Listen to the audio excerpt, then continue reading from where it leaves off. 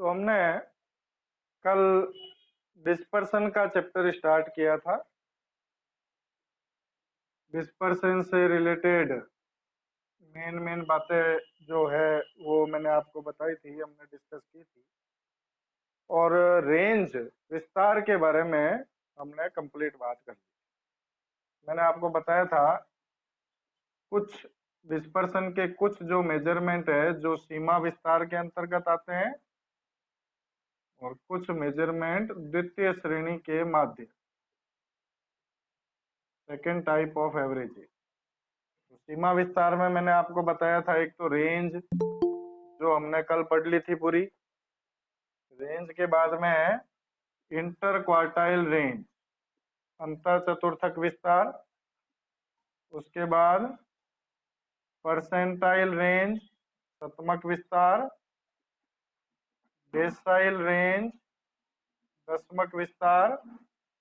और quartile deviation, चतुर्थक विचलन। ये 5 चीजें जो आती है ये सीमा विस्तार के रूप में आती है। उसमें से रेंज हमने कंप्लीट कर। अब ये जो 3 चीजें है ना, देखो, inter quartile range, percentile range और डेसाइल रेंज, ये तीनों एक ही सिस्टम पे बेस्ड है। सिस्टम क्या है? बड़ा इजी सा है। इंटर क्वार्टाइल रेंज, क्वार्टाइल्स के बीच की रेंज। तो मैंने आपको बताया था क्वार्टाइल्स कितने होते हैं। तो वैसे तो क्वार्टाइल 4 होते हैं, लेकिन प्रैक्टिकली हम बात करें तो क्वार्टाइल 2 यूज करते हैं हम, Q3 और Q1। तो इन दोनों के बीच का जो डिफरेंस होता है उसको हम इंटर क्वार्टाइल रेंज कहते हैं। अब इसमें एक बात जो है वो समझने की है। देखो, जैसे मैंने आपको बताया सीरीज जो होती है ये अपनी एक सीरीज है। सीरीज में जितनी भी वैल्यूज है वो सारी 100% के इक्वल होगी, 0% से लेके 100%।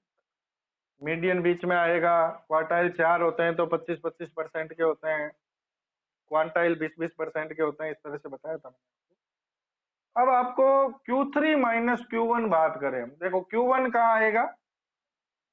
Q1 आएगा 25% पे। Q3 कहाँ आएगा? Q3 आएगा 75%, है ना? तो इधर इतने, ये इस साइड में कितने परसेंट एरिया हो गया बताओ? ये यहां से 0 से लेके Q1 तक कितने परसेंट एरिया है? 25%। और Q3 से लेके सीरीज की एंडिंग तक कितने परसेंट एरिया है? 25%। मतलब 25% इधर छूट गया, 25% उधर छूट गया, और ये जो बीच का पोर्शन है ये आपके 50% एरिया होता है। तो आप इंटर क्वार्टाइल रेंज जो होती है ना उसको मिडिल 50% रेंज भी कह सकते हैं। ये बीच की 50% रेंज है। देखो, Q1 यहाँ स्टार्ट होता है 25% पे, Q3 75% पे, तो 25 और 75 के बीच का जो पोर्शन है वो 50% हो गया।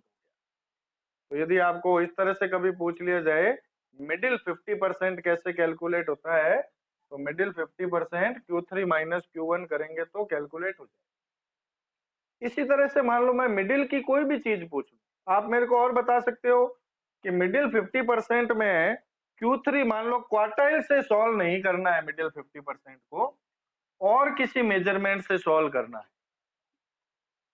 ये आपकी 0 से लेके 100% तक सीरीज है। आपको ये मिडिल का 50% कैलकुलेट करना है, लेकिन उसके लिए क्वार्टाइल्स यूज नहीं करने। तो आप मेरे को बता सकते हो क्या कि और कौन से मेजरमेंट से आप मिडिल 50% कैलकुलेट कर सकते हो?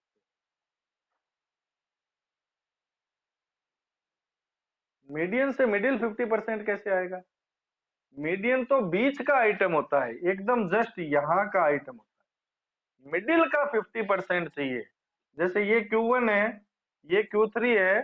Q1 25% पे आता है, Q3 75% पे आता है, तो इन दोनों के बीच का जो डिफरेंस है वो 50% है। इस तरह से निकालना है। तो क्वार्टाइल्स के अलावा और कौन से मेजरमेंट से आप मिडिल 50% कैलकुलेट कर सकते हो? कोई भी बताए।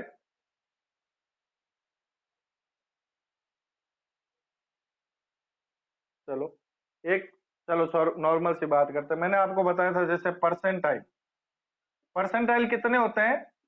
100। हर एक परसेंटाइल कितने परसेंट का होता है? 1% का। तो परसेंटाइल नंबर 25 जो होगा वो कितने परसेंट पे आएगा? 25% पे। परसेंटाइल नंबर 75 जो है वो कितने परसेंट पे आएगा? 75% पे, क्योंकि हर एक परसेंटाइल 1% का होता है। तो आप P75 माइनस P25 भी करोगे ना तो भी मिडिल 50% आएगा। चलो मैं कहूं कि परसेंटाइल भी यूज नहीं करना और कोई मेजरमेंट यूज करना है, अब बताओ और कौन सा यूज कर?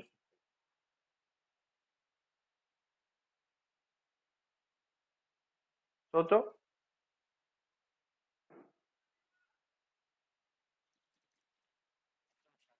दशमक से कैसे होगा? दशमक 25% पे कौन सा दशमक आता है? दशमक तो 10%, 20%, 30%, 40% ऐसे आएगा। और कौन सा मेजरमेंट आ सकता है, कोई बता सकता है?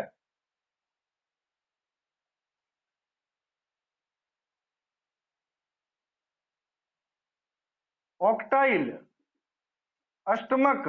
अष्टमक कितने होते हैं? 8। हर एक अष्टमक कितने परसेंट का होता है? 12.5% का। तो जो सेकंड अष्टमक होगा, सेकंड ऑक्टाइल होगा, वो कितने परसेंट के बराबर होगा?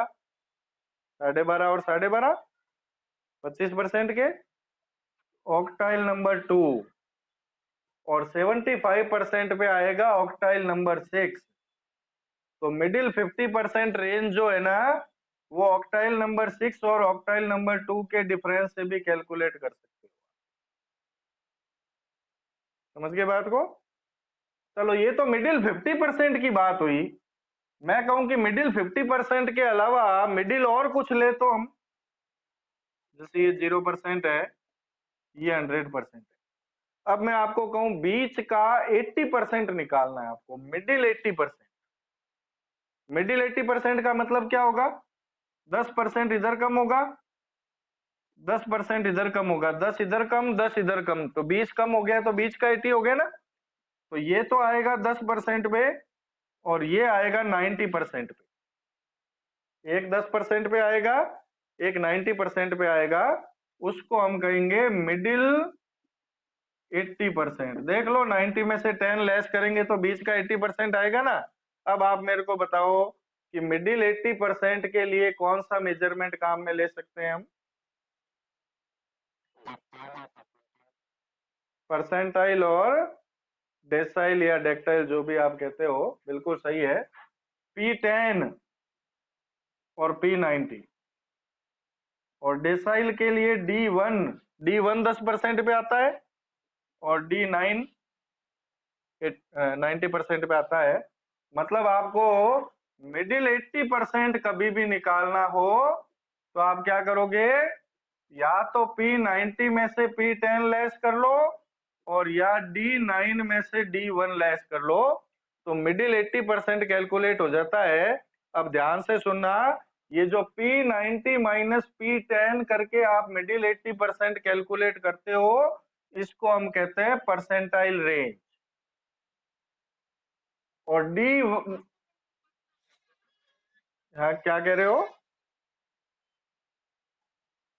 खुशबू, क्या कह रहे हो?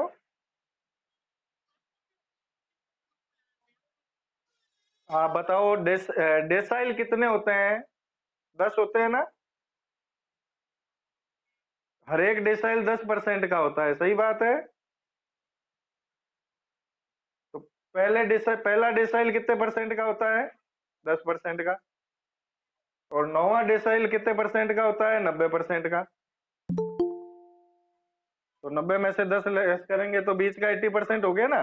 तो आपको ये ध्यान रखना है कि D9 में से D1 लेस करते हैं तो उसको हम कहते हैं डेसाइल रेंज, दशमक विस्तार। तो ये तीन चीजें एक साथ क्लियर हो गई। देखो, इंटर क्वार्टाइल रेंज का मतलब होता है मिडिल 50%। मतलब Q3 माइनस Q1 कर लो चाहो तो P70 माइनस P25 कर लो, और चाहो तो ऑक्टाइल 6 माइनस ऑक्टाइल 2 कर लो।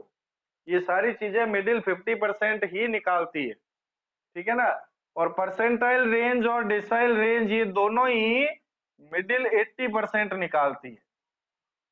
P90 में से P10 लेस कर लो और चाहे D9 में से D1 लेस कर लो, ये मिडिल 80% कैलकुलेट हो जाता है।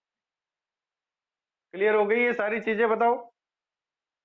अब बात करते हैं क्वार्टाइल डेविएशन। इसका दूसरा नाम है semi inter quartile range.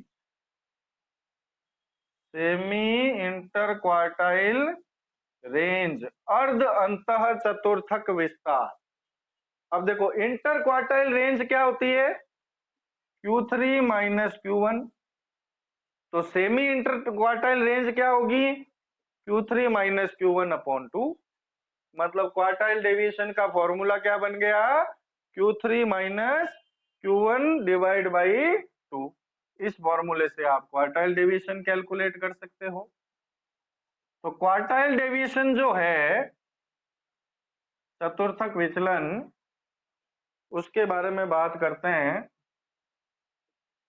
Quartile deviation formula तो क्या होता है? Q3 minus Q1 upon 2। तो अब आपको पता है कि Q3 और Q1 जो होते हैं ये दोनों ही मीडियन पे बेस्ड होते हैं।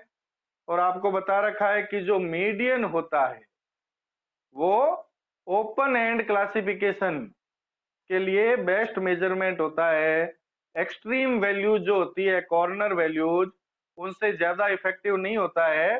तो मीडियन की जो कैरेक्टरिस्टिक्स होती है ना, वो ही कैरेक्टरिस्टिक्स क्वार्टाइल डेविएशन पे लग जाएगी।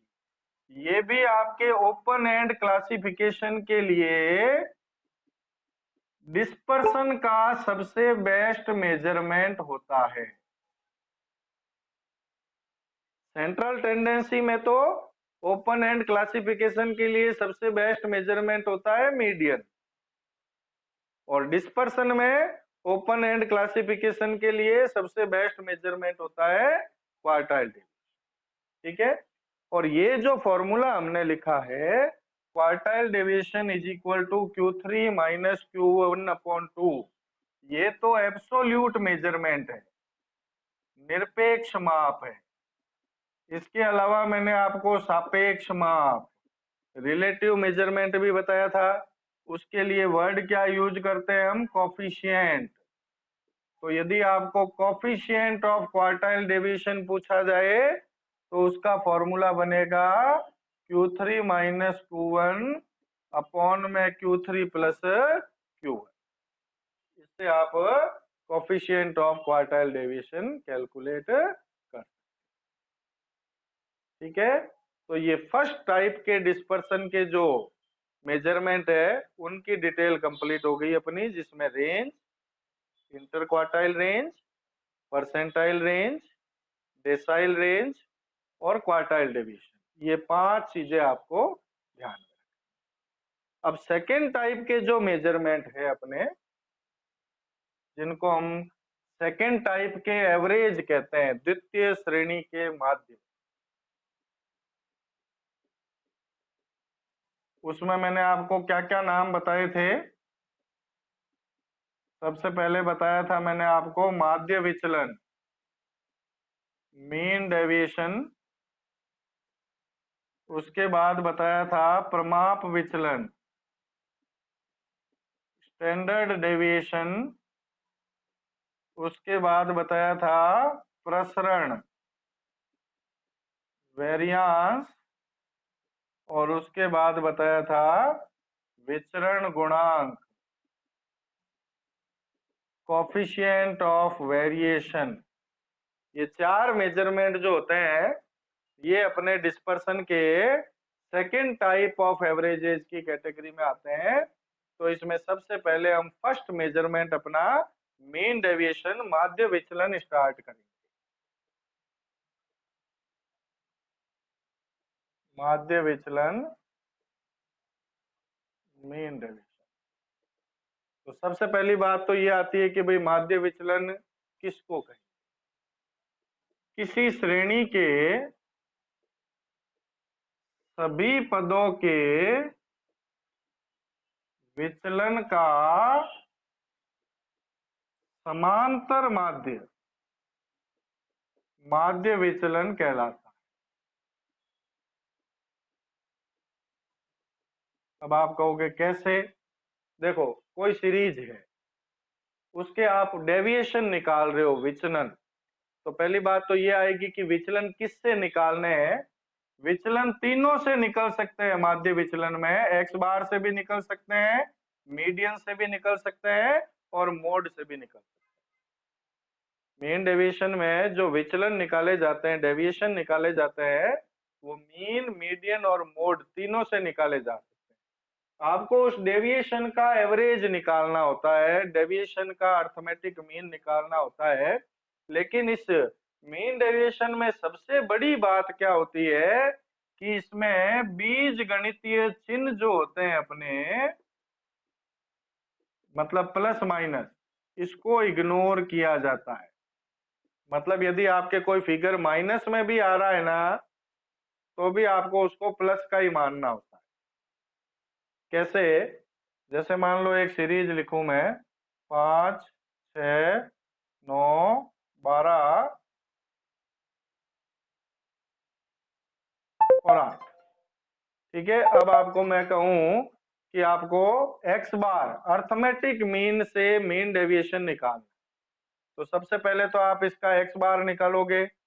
एक्स बार निकालने के लिए सिग्मा एक्स 40 आएगा, और एक्स बार का फॉर्मूला अपना सिग्मा एक्स अपॉन एन, मतलब 40/5, तो एक्स बार हो गया अपना 8।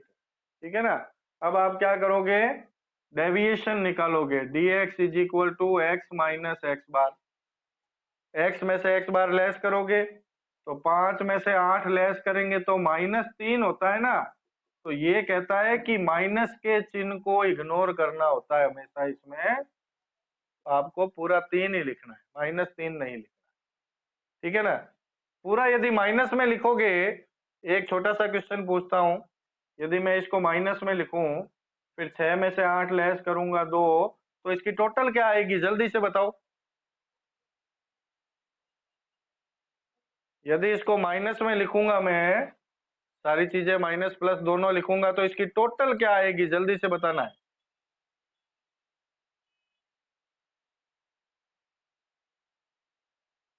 बताया हुआ है ना मैंने आपको? हैं? अरे मीन डेविएशन से यदि डेविएशन निकाल रहा हूं मैं, तो उस डेविएशन की टोटल क्या आएगी? 0 आएगी। आपको मीन डेविएशन की कैरेक्टरिस्टिक्स बताई थी ना मैंने। लेकिन अभी इसमें मीन डेविएशन नहीं, अर्थमेटिक मीन। लेकिन मीन डेविएशन के लिए आपको मैं बता रहा हूं कि मीन डेविएशन में माइनस का साइन आए ना, तो इग्नोर करना है। अब यहां से मैं माइनस इग्नोर कर रहा हूं। 9 में से 8 लेस करेंगे 1, 12 में से 8 लेस करेंगे तो 4, और 8 में से 8 लेस करेंगे तो 0। तो ये आ गया 4, 1 5, 2 7, 3 10। अब आप इसका मीन डेविएशन निकालोगे ना, तो फॉर्मूला लगेगा सिग्मा dx अपॉन एन। लेकिन dx कौन सा है? dx के आगे पीछे ये 2 लाइन लगाते हैं हम। इस 2 लाइन का मतलब होता है कि प्लस माइनस को इग्नोर करना है, सबको पॉजिटिव ही रखना है। तो हमने सबको पॉजिटिव ही रखा है। तो ये सिग्मा dx अपना 10 आया है, n अपना 5 है, तो मीन डेविएशन 2 आ जाएगा। यही चीज आप मीडियन से भी निकाल सकते हो।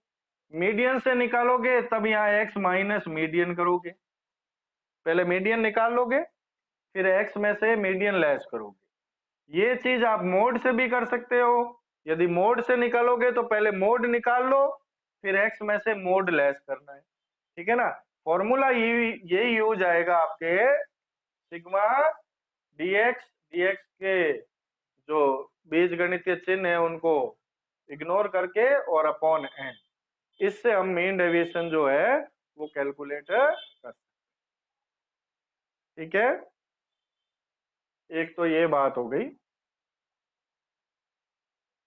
उसके बाद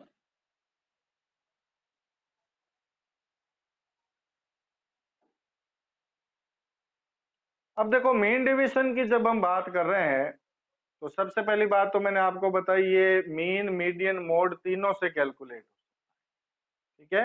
प्लस माइनस के चिन्ह को इग्नोर करना है।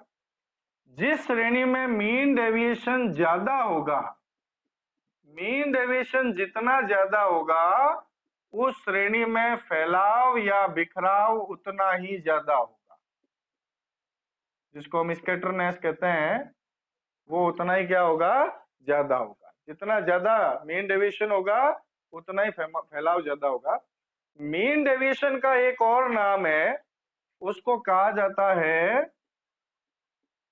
अपकिरण की प्रथम घात। ये बहुत इंपॉर्टेंट है, ध्यान रखना है।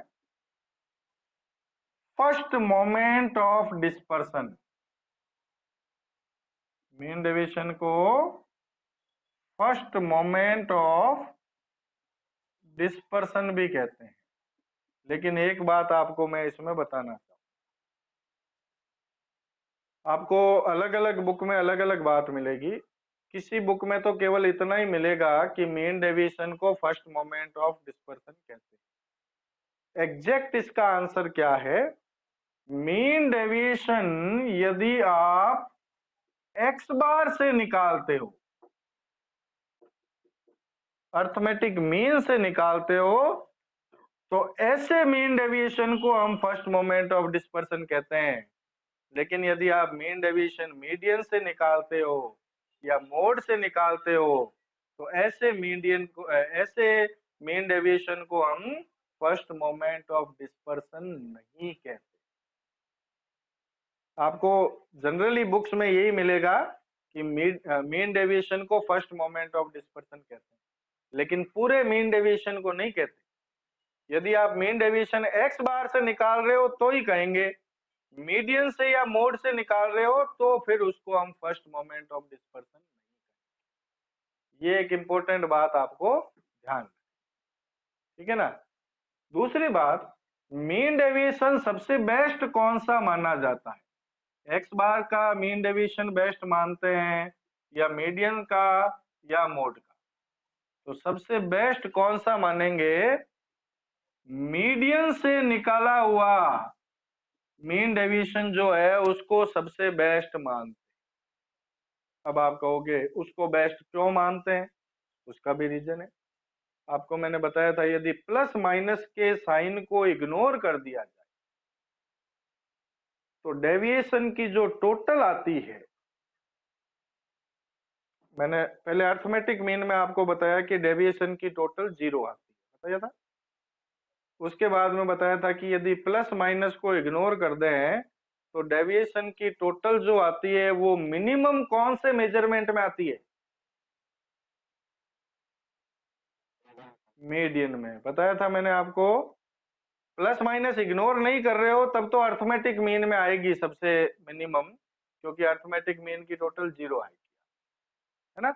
यदि प्लस माइनस को इग्नोर करके चलते हैं तो मीडियन की जो डेविएशन की टोटल होती है वो सबसे मिनिमम होती है। इसलिए मीडियन से निकाले हुए मीन डेविएशन को सबसे बेस्ट माना जाता है, ठीक है। मीन डेविएशन को शो करने का सिंबल होता है ये, इसको हम कहते हैं स्मॉल डेल्टा। यदि आप मीन डेविएशन एक्स बार से निकाल रहे हो तो ऐसे लिखोगे, यदि आप मीन डेविएशन मीडियन से निकाल रहे हो तो ऐसे लिखोगे, यदि आप मीन डेविएशन मोड से निकाल रहे हो तो ऐसे लिखोगे, ठीक है। उसके बाद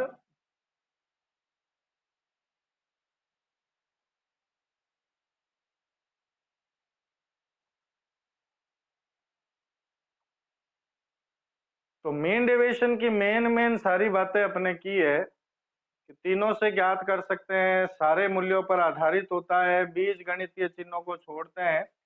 मीन डेविएशन का अधिकतर प्रयोग जो होता है वो वाणिज्य के क्षेत्र में, मतलब कॉमर्स के क्षेत्र में सर्वाधिक होता है, और थोड़ी बहुत मात्रा में सामाजिक व आर्थिक क्षेत्रों में भी इसका उपयोग होता है। लेकिन सर्वाधिक उपयोग कहाँ होता है? वाणिज्य के क्षेत्र में, कॉमर्स के क्षेत्र में होता है। ठीक है, मीन डेविएशन के जो फॉर्मूले हैं, व्यक्तिगत श्रेणी का, इंडिविजुअल सीरीज का तो बता दिया मैंने आपको। Mean deviation is equal to sigma dx upon है, तो इसमें तो कोई दिक्कत है नहीं। और यदि डिस्क्रीट सीरीज हो या कंटिन्यूअस सीरीज हो तो mean deviation is equal to sigma f dx upon है, मतलब वो जो dx आया हुआ होगा उसको फ्रीक्वेंसी से मल्टीप्लाई कर, ठीक है ना। हालांकि ये डायरेक्ट मेथड का फॉर्मूला है, एक शॉर्टकट मेथड और भी है, लेकिन उस पर जाने की वैसे जरूरत नहीं है, क्योंकि शॉर्टकट मेथड वो बहुत लॉन्ग कट है, तो उसके ऊपर कोई क्वेश्चन वैसे बनेगा नहीं ऑब्जेक्टिव टाइप, इसलिए उसके ऊपर हम जाएंगे नहीं। लेकिन फॉर्मूला फिर भी बता देता हूं मैं आपको। शॉर्टकट मेथड से जब मीन डेविएशन निकालते हैं तो फॉर्मूला यूज करते हैं sigma x a minus sigma x b minus n a minus n b upon में एन, और यहाँ ऊपर मल्टीप्लाई करते हैं किससे? या तो एक्स बार से या मीडियन से या मोड से, जिससे आप कैलकुलेशन कर रहे हो उससे ऊपर मल्टीप्लाई भी करना होता है। तो सबसे पहले बात ये आएगी कि भाई ये ए और बी क्या है? ए और बी कुछ भी नहीं है। आपने जैसे एक्स बार निकाला, अभी जैसे मैंने 5 संख्याएं लिखी, ठीक है ना, इसमें मान लो एक्स बार आया 13, 13 आया तो मैं ये देखूंगा कि भाई इन संख्याओं में 13 कहाँ पे आ रहा है।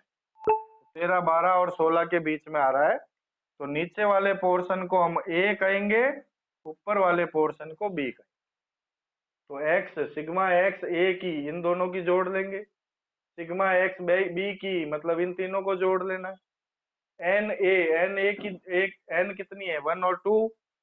एन बी की एन कितनी है? 1 2 3। और जो एक्स बार निकाला हुआ है 13, उससे आगे मल्टीप्लाई कर देंगे, डिवाइड कर देंगे। सिंपल सी बात होती है, लेकिन बहुत लॉन्ग कट मेथड है, इसलिए जनरली हम इसकी बात करते हैं। ठीक है, ये बात हो गई आपके मीन डेविएशन से रिलेटेड, कंप्लीट बात कर ली हमने। अब इसमें और अपने को ज्यादा बात करने की जरूरत है। अब हम आते हैं डिस्पर्सन के सबसे बेस्ट, क्या कैसे माना है?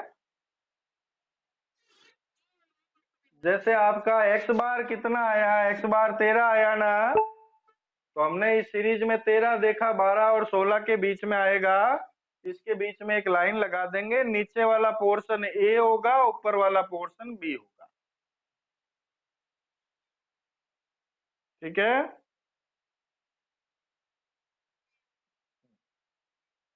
अब हम डिस्पर्सन के सबसे बेस्ट मेजरमेंट स्टैंडर्ड डेविएशन के बारे में बात कर रहे हैं। स्टैंडर्ड डेविएशन जो होता है वो डिस्पर्सन का सबसे बेस्ट मेजरमेंट माना जाता है।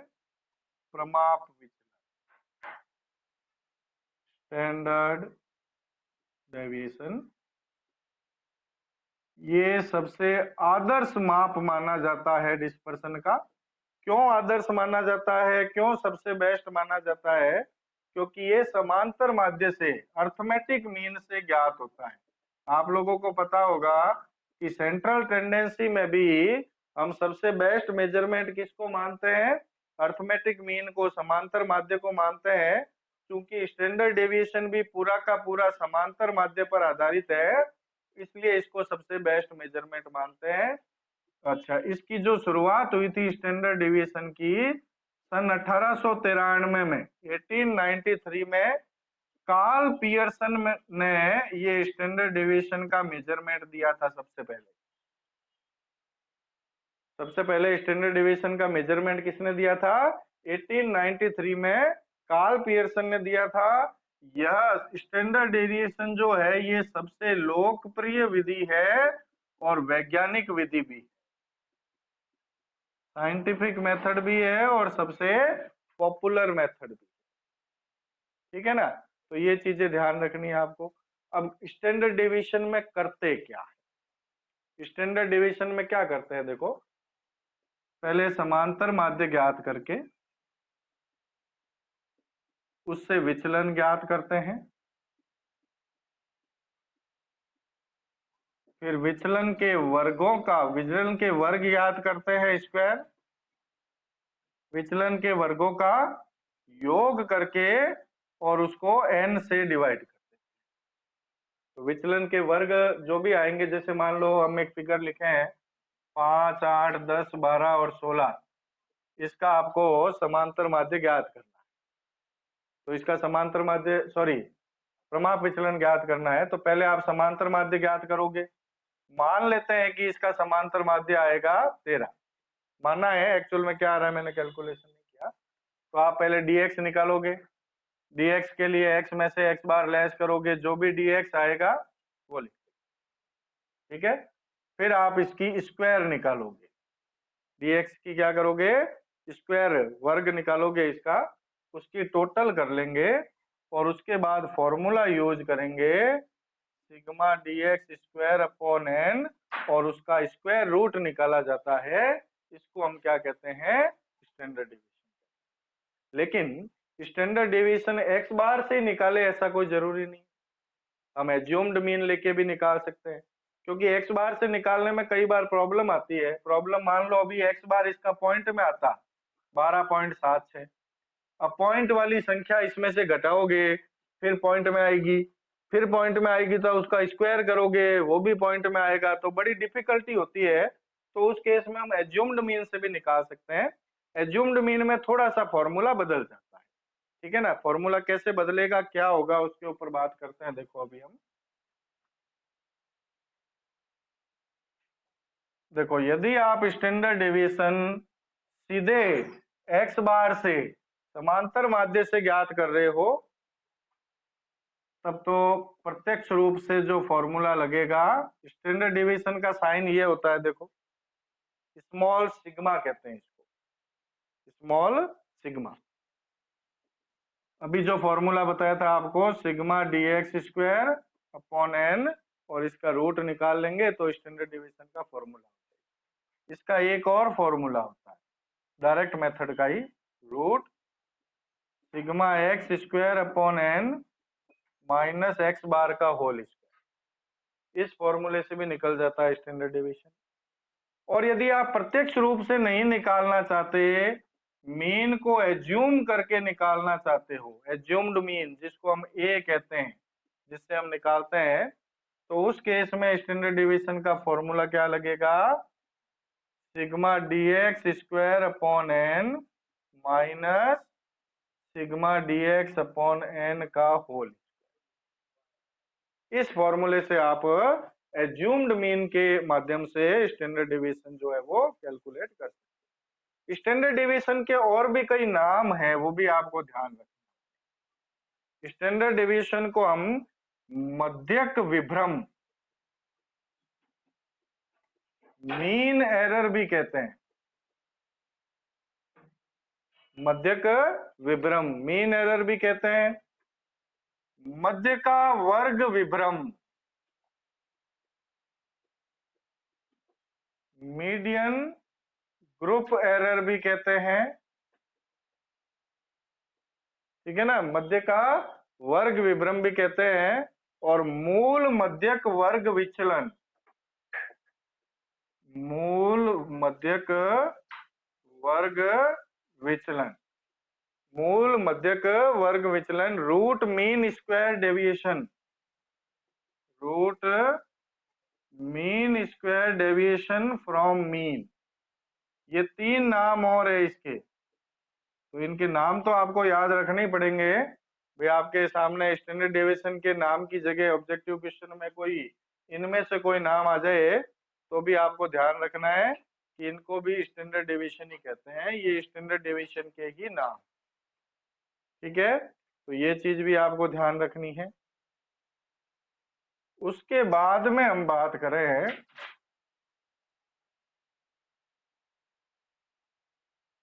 स्टैंडर्ड डेविएशन का कोफिशिएंट निकालना हो। अभी तो जो फॉर्मूले हमने बात की थी, अच्छा मीन डेविएशन का कोफिशिएंट मैंने शायद बताया नहीं आपको, मीन डेविएशन का भी पहले बता देता हूं। मीन डेविएशन का कोफिशिएंट आपको निकालना हो तो फॉर्मूला क्या होता है, मीन डेविएशन जिससे भी निकाला है आपने, चाहे एक्स बार से निकाला है, चाहे मीडियन से निकाला है, चाहे मोड से निकाला है, और अपॉन में एक्स बार या मीडियन या मोड। मतलब आप एक्स बार से निकाल रहे हो तो mean deviation from X bar upon X bar, ठीक है ना। मीडियन से निकाल रहे हो तो mean deviation from median upon median, और मोड से निकाल रहे हो तो mean deviation from mode upon mode, ठीक है ना। ये कोफिशिएंट ऑफ मीन डेविएशन के फॉर्मूले। अब बता रहा हूं coefficient of standard deviation. Coefficient of standard deviation का जो फॉर्मूला होता है वो होता है स्टैंडर्ड डेविएशन अपॉन एक्स बार। इतने से निकल जाता है। लेकिन फिर कार्ल पियर्सन ने क्या किया, इसमें और सुधार किया फॉर्मूले में। ये तो यूज होता ही है फॉर्मूला, ठीक है ना। कार्ल पियर्सन ने इस फॉर्मूले में फिर से सुधार किया, सुधार करके उसको नाम दिया विचरण गुणांक, कोफिशिएंट ऑफ वेरिएशन। और उसने सुधार क्या किया, बस अपने मर्जी से इसी फॉर्मूले को 100 से मल्टीप्लाई कर दिया। उसने ये कहा कि भाई विचरण गुणांक आप निकालो, कोफिशिएंट ऑफ वेरिएशन निकालो, तो इसी फॉर्मूले को 100 से मल्टीप्लाई कर दो तो आपका आंसर जो है वो परसेंटेज में आ जाएगा, प्रतिशत में आ जाएगा। और जब कभी भी दो या, ये तो पहले भी बता चुका हूं मैं, क्योंकि कोफिशिएंट लिखा हुआ है, देखो कोफिशिएंट लिखा हुआ है तो बताओ ये एब्सोल्यूट मेजरमेंट है या रिलेटिव मेजरमेंट है? रिलेटिव है। कई बार बता चुका हूं, कोई भी कोफिशिएंट आप निकाल रहे हो that will be relative measurement. और रिलेटिव मेजरमेंट मैंने आपको बताया था कब यूज होता है, जब आपको दो सीरीज के बीच में कंपैरिजन करना हो, दो सीरीज के बीच में तुलना करनी हो, उस समय आपको हमेशा रिलेटिव मेजरमेंट ही काम में लेना होता है। और विचरण गुणांक का जनरली यूज कब होता है, जब आप किसी श्रेणी में स्थिरता या अस्थिरता, जिसको हम विचरणीयता भी कह सकते हैं, कंसिस्टेंसी, ठीक है ना। तो ये कैलकुलेट करनी हो तो आप विचरण गुणांक ज्ञात करो। देखो एक वर्ड जो ये है स्थिरता, कंसिस्टेंट, इसका मतलब जनरली स्टूडेंट्स को पता नहीं होता। अभी मैं कहूं कि राम एक स्टूडेंट है, ठीक है। राम के हमने 3 टेस्ट लिए, पहले टेस्ट में वो 90 नंबर लाया 100 में से, दूसरे टेस्ट में वो 50 नंबर लाया, तीसरे टेस्ट में वो 73 नंबर लाया। और एक स्टूडेंट है श्याम, पहले टेस्ट में 51 लाया, दूसरे में 50 लाया, तीसरे में 51 लाया। अब मैं आपसे यदि पूछूं कि इसमें से इंटेलिजेंट कौन है, तो आप कहोगे भाई राम है, उसके नंबर श्याम से ज्यादा है। लेकिन मैं कहूंगा कि इनमें से कंसिस्टेंट कौन है, स्थिर कौन है, तो कंसिस्टेंट श्याम है, क्योंकि उसके मार्क्स में ज्यादा फ्लक्चुएशंस नहीं है। देखो राम के मार्क्स में तो फ्लक्चुएशंस खूब हो रहे हैं, कभी 90 ला रहा है, कभी 50 ला रहा है, कभी 73 ला रहा है। वो तो अपने एक जगह टिका हुआ है श्याम, तो उसको उतने ही लाने हैं। आप लोगों ने 3 इडियट फिल्म देखी हुई है, तो उसमें जो एक सीन है मेरे को याद आता है, जो आमिर खान के 2 दोस्त होते हैं, उनके लिए उनका प्रिंसिपल ये वर्ड बोलता है कि इन दोनों के दिमाग को कहीं पे भी यूज करो, आराम से बिकेंगे, क्योंकि ये कभी यूज हुए ही नहीं है। ये दोनों हमेशा एग्जाम में कंसिस्टेंट ही रहते हैं, पीछे से फर्स्ट और सेकंड ही आते हैं ये दोनों। याद होगा किसी को ये डायलॉग कि कंसिस्टेंटली ये एग्जाम्स में सबसे पीछे ही आते हैं दोनों। तो कंसिस्टेंट वर्ड जो है वो यदि आपको कैलकुलेट करना हो, किसी सीरीज में कंसिस्टेंसी कितनी है, दो सीरीज में कंपैरिजन करना हो, या विचरणीयता वेरिएबिलिटी कितनी है, भाई जिस सीरीज का सीवी ज्यादा आएगा ना वो ज्यादा विचरणीय होगी, वेरिएबल होगी, और जिस सीरीज का सीवी कम आएगा वो कांस्टेंट। दो सीरीज का यदि आप कंपैरिजन कर रहे हो तो जिस सीरीज का सीवी ज्यादा आएगा वो तो विचरणीय होगी, वेरिएबल होगी, और जिसका सीवी कम आएगा वो कांस्टेंट। तो ये है आपके सीवी कोफिशिएंट ऑफ वेरिएशन। अच्छा, स्टैंडर्ड डेविएशन की शुद्धता की जांच के लिए एक मेथड यूज होता है। मैं आपसे नाम पूछूंगा, जो नाम मैंने आपको अर्थमेटिक मीन में बताया था, समांतर माध्यम है कि शुद्धता की जांच करने के लिए एक सिस्टम यूज होता है, उसका नाम क्या है, याद है? चार्लियर जांच, है ना? वही यहाँ पे काम आती है। स्टैंडर्ड डेविएशन की शुद्धता की जांच करनी हो तो भी चार्लियर जांच का ही प्रयोग किया जाता है। ऑब्जेक्टिव के लिए अच्छे क्वेश्चंस है, देखो, है ना? 100 में से 95 और 98 स्टूडेंट को पता नहीं होती, ये ऐसे पॉइंट्स है जो अलग अलग निकल के आ रहे। अब चार्लियर जांच जनरली किसी को पता नहीं होती क्योंकि कभी पढ़ा ही नहीं है, लेकिन ऑब्जेक्टिव के हिसाब से तो पूरा डेप्थ में जाना ही पड़ेगा, नहीं जाएंगे तो हम फंस जाएंगे। ठीक है ना? अब एक आपको मेन बात मैं बताता हूं, वो ध्यान रखनी है, पद सीमाएं। अब ये पद सीमाओं का निर्धारण, लिमिट्स का निर्धारण करना बहुत ही इंपॉर्टेंट बात है। किसी भी चीज की लिमिट कैसे निकलती है? हमेशा लिमिट दो तरह की होती है, एक हाई लिमिट, एक लो लिमिट। अब मैं कहूँ स्टैंडर्ड डिवीजन के साथ में एक प्लस लगाओ, एक माइनस लगाओ, और आगे जो कुछ भी हम लिखेंगे वो उसकी लिमिट में आएगा, या एक्स बार के साथ लगाओ तो वो उसकी लिमिट में आएगा। आप लोगों को मालूम होगा, आप सबने पढ़ा हुआ है, एक सिमेट्रिकल डिस्ट्रीब्यूशन होता है, सिमेट्रिकल डिस्ट्रीब्यूशन, सममित बंटन। इसका दूसरा नाम याद है क्या किसी को?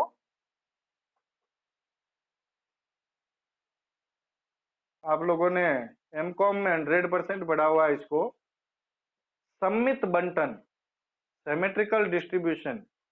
एक्चुअल में इसका नाम क्या है? याद नहीं। प्रसामान्य बंटन, नॉर्मल डिस्ट्रीब्यूशन। आप लोगों को याद दिला दूं, मैं भूलभाल गए होंगे आप लोग। नॉर्मल डिस्ट्रीब्यूशन की जो शेप होती है वो घंटे के आकार की होती है, बेल शेप होती है। याद आया? अभी मैं एक देखो बनाता हूं, अभी याद आएगा। इस तरह का कुछ पढ़ा होगा, पढ़ा हुआ है ऐसी शेप। नॉर्मल डिस्ट्रीब्यूशन कहते हैं हम इसको, प्रसामान्य बंटन। प्रसामान्य बंटन जो होता है हमेशा सिमेट्रिकल होता है, सममित होता है। आप लोगों को मैं पहले ही बता चुका हूं, सिमेट्रिकल डिस्ट्रीब्यूशन में मीन, मीडियन और मोड क्या होते हैं? इक्वल होते हैं, बराबर होते हैं। ये मीन, मीडियन और मोड इसके जस्ट मिडिल में आते हैं, एकदम बीच में, 50% पे। मतलब एक्स बार भी यही आएगा, मीडियन भी यही आएगा और मोड भी यही पे आएगा। तो ये आपके सिमेट्रिकल डिस्ट्रीब्यूशन होता है। अब मैं जो लिमिट्स बता रहा हूं आप लोगों को वो याद रखनी है। देखो, एक न्यूनतम, एक अधिकतम, और लिमिट में कितने परसेंट एरिया कवर होता है, इसके ऊपर क्वेश्चन बनता है, परसेंट एरिया कवर होने के ऊपर। तो ये ध्यान रखना है। एक्स बार -1 स्टैंडर्ड डेविएशन, एक्स बार +1 स्टैंडर्ड डेविएशन।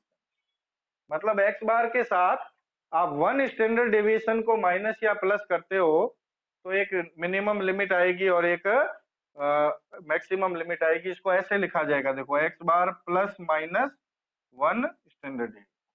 माइनस में मिनिमम हो जाएगी, प्लस में मैक्सिमम हो जाएगी। ये जो एक्स बार +-1 स्टैंडर्ड डेविएशन है, यहाँ पे आपके सीरीज का 68.27% मूल्य कवर होते हैं, इतनी वैल्यूज कवर होती है। अब आप कहोगे कैसे कवर होती है, इसलिए मैंने ये फॉर्मेट बनाया है, इसमें समझाता हूं आपको। अब देखो, 68.27% का आधा करो, कितना होता है? 34.135%, 34.135% होता है। अब ये सीरीज के एकदम बीच में आया हुआ है अपने, इधर का 34.135% और इधर का 34.135%, ये दोनों मिला के 68.27% होते हैं।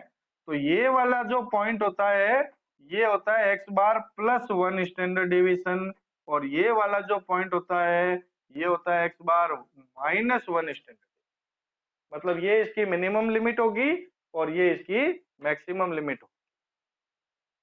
और टोटल एरिया 68.27% होता है, तो आधा इधर होगा आधा इधर। इसी तरह से x बार माइनस, कैसे,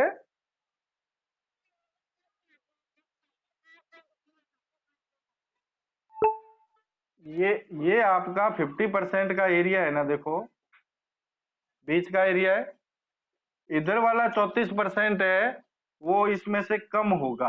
50 में से 34% कम कर लो तो जो लिमिट आएगी ना वो मिनिमम लिमिट है, और 50 में 34% जोड़ लो तो जो लिमिट आएगी वो मैक्सिमम लिमिट होगी। ठीक है ना। अब x बार +-2 स्टैंडर्ड डिवीजन यदि करें, ये तो 1 स्टैंडर्ड डिवीजन की बात की थी, 2 स्टैंडर्ड डिवीजन की बात करें तो यहाँ पे आपके 95.45% एरिया कवर होता है। आप लोग पढ़ते होंगे, पढ़ा हुआ खूब है आप लोगों ने, मैं आपको याद दिला दूं। आप लोगों ने कभी पढ़ा होगा ना, कोई टेस्टिंग पढ़ी हुई है सैंपलिंग वगैरह में खूब सारी, काई स्क्वायर टेस्टिंग भी पढ़ी हुई है। 95% कॉन्फिडेंस लेवल, 95% सार्थकता स्तर पढ़ा हुआ होगा, याद है क्या? भूल के सारी चीजें है ना। 95% सार्थकता स्तर पर जांच करनी होती है अपने को। आप लोगों को मैं बताऊं, 95% सार्थकता स्तर जो होता है ना, वो इसका, इस पे वैल्यू होती है इसकी 1.96। यहाँ पे मैंने 2 लिखी है ना, तो 1.96 होती है, यहाँ पे 2 लिखी है, इसलिए ये थोड़ा सा बढ़ गया, 95.45 हो गया ऊपर। हमेशा 95% पे वैल्यू 1.96 आती है। आप लोग पढ़ोगे, सैंपलिंग का चैप्टर आएगा ही अपने, तो सैंपलिंग में हम इसको खूब डिटेल से पढ़ेंगे। अभी तो केवल एक थोड़ा सा बता रहा हूँ आपको, बाकी पूरा डिटेल से अपने को पढ़ना है ही, उस समय इसकी पूरी बात करेंगे। ठीक है ना। ये तो हुआ 2 स्टैंडर्ड डिवीजन की बात। 3 स्टैंडर्ड डिवीजन और होता है इसमें, इसका एरिया होता है 99.73%। और ये एरिया कभी भी, इंपॉर्टेंट बात बता रहा हूं, 99.73% से ज्यादा कभी भी नहीं होता है ये। तो आप कहोगे भाई हाईएस्ट तो 100% होता है, तो ये 99.73 क्यों है? वो ऐसा इसलिए होता है, देखो मैंने ये जो ग्राफिकल पोर्शन बनाया है, इसको यार नीचे टच नहीं किया इस लाइन से, देखो खुला छोड़ा है ना, ये इनफाइनाइट होता है, ये आगे अब चलता रहता है, इनफाइनाइट होता है। तो 99.73% लिया है ना हमने, तो इसको 100% में से लेस करो तो 0.27% एरिया जो है ना वो इनफाइनाइट में चलता है, दोनों साइड का मिला के, इसलिए कभी भी 100% पे नहीं आता है। हाईएस्ट लिमिट इसकी 99.73% ही रहती है, क्योंकि ये इस लाइन को कभी टच करेगा ही नहीं। यहाँ आने के बाद में ये दोनों लाइनें पैरेलल चलने लग जाएगी, तो ये आगे चलती जाती है, ये कभी टच नहीं करती। तो ये आपके लिमिट्स है, ये आपको ध्यान रखनी है, बहुत इंपॉर्टेंट बात। ठीक है ना, इसके ऊपर क्वेश्चन बन सकता है। उसके बाद में ऑब्जेक्टिव प्रैक्टिकल क्वेश्चंस जो बनते हैं इसमें, उनके ऊपर और बात करते हैं। कुछ फॉर्मूले, कुछ सिस्टम है, वो आपको ध्यान रखने पड़ेंगे। एक तो क्वेश्चन बनता है कि यदि आपको क्रमानुसार प्राकृत संख्याओं का प्रमाप विचलन, स्टैंडर्ड डेविएशन ज्ञात करना हो। प्राकृत संख्याएं, नेचुरल नंबर्स किसको कहते हैं? नेचुरल नंबर्स, यही 1 2 3 4 5 जो कंटिन्यू एक साथ चलते रहे, उसका यदि स्टैंडर्ड डेविएशन कैलकुलेट करना हो तो उसके लिए एक फॉर्मूला होता है, √1/12 और ब्रैकेट में n² -1। इससे आप तुरंत निकाल सकते हो इस फॉर्मूले से प्राकृत संख्याओं का स्टैंडर्ड डेविएशन। जैसे मान लो मैं आपको कहूं कि 1 से लेके 7 तक की प्राकृत संख्याएं हैं, नेचुरल नंबर्स है, उनका स्टैंडर्ड डेविएशन निकालना है, आप लिखोगे 1 2 3 4 5 6 7, फिर इसका एक्स बार निकालोगे, फिर इसका dx निकालोगे, फिर इसका dx स्क्वायर निकालोगे, फिर फॉर्मूला लगाओगे, फिर आंसर निकालोगे। इतनी माथापच्ची की जरूरत ही नहीं है। नेचुरल नंबर्स का आपको कभी भी स्टैंडर्ड डेविएशन निकालना हो, सीधा इस फॉर्मूले में वैल्यू रखो। n कितना है? 7 है ना, 7 स्क्वायर माइनस 1, सीधा आंसर आ जाए। 1 से 7 तक की नेचुरल नंबर्स का निकालना हो, मैं आपको कहूँ 1 से 12 तक की नेचुरल नंबर्स का स्टैंडर्ड डेविएशन निकालो, तो आपको n में 12 लिखना है, तो सीधा कैलकुलेशन हो जाता है, कोई दिक्कत नहीं। ठीक है, एक तो ये ध्यान रखने की बात है इंपॉर्टेंट। इसके अलावा कुछ और बातें जो बता रहा हूं वो बहुत इंपॉर्टेंट है, उसको आपको ध्यान रखना है। सबसे पहली बात, क्वार्टाइल डेविएशन, जो हमारा चतुर्थक विचलन होता है, क्वार्टाइल डेविएशन, वो स्टैंडर्ड डेविएशन का 2/3 होता है। अब ऐसा क्वेश्चन ऑब्जेक्टिव में सबसे अच्छा बनता है। मान लो आपको स्टैंडर्ड डेविएशन दे दिया कि भाई एक सीरीज है, उसका स्टैंडर्ड डेविएशन 9 है, तो बताओ क्वार्टाइल डेविएशन क्या होगा? तो आप सीधा 9 का 2/3 निकाल लो, आ जाएगा। या आपको क्वार्टाइल डेविएशन दे दिया और स्टैंडर्ड डेविएशन पूछ लिया, तो मल्टीप्लाई 3/2 कर लो, उल्टा कर लो, आ जाएगा ना। तो ये ध्यान रखना है, क्वार्टाइल डेविएशन जो होता है वो स्टैंडर्ड डेविएशन का 2/3 होता है। मीन डेविएशन जो होता है वो स्टैंडर्ड डेविएशन का 4/5 होता है, 80%। ठीक है ना, मीन डेविएशन जो होता है वो स्टैंडर्ड डेविएशन का 4/5 होता है। क्वार्टाइल डेविएशन जो होता है वो मीन डेविएशन का 5/6 होता है। 5/6 मतलब कितने परसेंट हुआ? 83.33%। क्वार्टाइल डेविएशन जो होता है वो मीन डेविएशन का 5/6 होता है। इस रिलेशनशिप के ऊपर एक इक्वेशन सेट कर सकते हैं हम, 6 standard deviation is equal to 9 quartile deviation. 6 standard deviation is equal to 9 quartile deviation is equal to 7.5 mean deviation. ये इन तीनों के बीच में रिलेशनशिप बनती है, तो ये रिलेशनशिप आपको ध्यान रखनी है। इसके अलावा एक और फॉर्मूला होता है प्रोबेबल एरर, संभाव्य विभ्रम। हालांकि एक और रिलेशन के चैप्टर में आता है, तो अभी तो इसके बारे में हम ज्यादा बात नहीं करेंगे, उसी चैप्टर में डिटेल से बात करेंगे। लेकिन ये ध्यान रखना है कि प्रोबेबल एरर जो होता है ना, वो क्या होता है? स्टैंडर्ड डेविएशन का 2/3 होता है। अब आप यहाँ कहोगे कि 2/3 तो क्वार्टाइल डेविएशन भी होता है, पर इसमें फर्क क्या है? फर्क मैं बताऊं आपको, यहाँ ये 2/3 एग्जैक्ट नहीं होता है, यहाँ पे होता है 0.6745 ऑफ स्टैंडर्ड डेविएशन। अब 0.6745 लगभग 2/3 के बराबर होता है, इसलिए इसको 2/3 मान लिया जाता है, लेकिन एक्चुअल वैल्यू होती है इसकी 0.6745। तो इनके ऊपर ऑब्जेक्टिव क्वेश्चन बनने की पॉसिबिलिटीज खूब सारी होती है, ये सारी चीजें आपको ध्यान रखनी है। अब इस तरह से अपने ये डिस्पर्सन का जो चैप्टर है ये हमने कंप्लीट कर लिया है। इसमें जितनी क्या 2 मेन कैलकुलेट करके देख लो, तो इससे पता लग जाएगा, यदि इसके इक्वल आ रहा है तो बिल्कुल सही है। भाई एग्जाम में तो आपको कैसे घुमा फिरा के पूछ लो, अभी आप 2 पूछ रहे हो, मैं 4 का दे दूं, आगे 2 दे दूं, है ना, तो उससे भी पता लग जाएगा। आप कैलकुलेशन करके देखोगे, आपको अपने आप पता लग जाएगा कि इक्वल हो रहा है या नहीं हो रहा। ठीक है ना।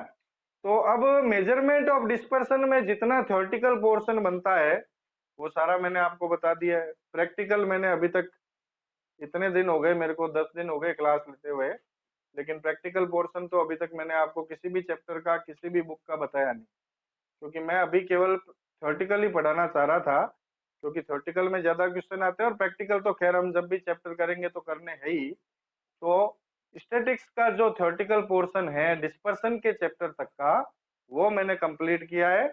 इसको अच्छे से देखना है, आपको समझना है।